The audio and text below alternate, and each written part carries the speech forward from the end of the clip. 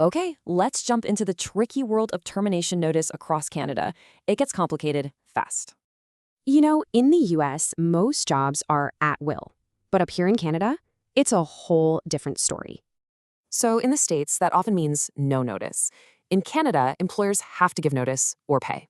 Canadian law splits terminations into two main types, individual and group, and that distinction is key.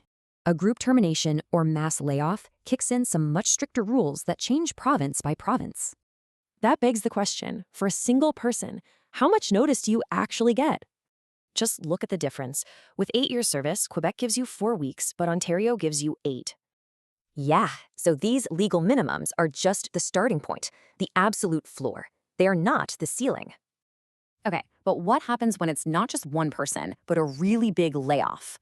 The difference is wild. For 50 people, Alberta needs 4 weeks' notice. Federally, it's a whopping 16 weeks. And here's a tricky detail, how they count. Is it per location or the whole company establishment? Quebec really shows this variance. Its threshold is super low, just 10 employees over 2 months. And then on the complete other end of the scale, you've got Prince Edward Island. PEI is the total outlier. They're the only place with no special rules for group terminations at all. So what's the big takeaway? In Canada, termination rules are mandatory and where you are matters. A lot. But wait, it's not just about what the statutes say. There's this whole other layer to consider. It's called common law notice. Basically, courts can award way more based on things like your age and role. So, is the legal minimum what you're really owed? Well, the courts often have a very different answer.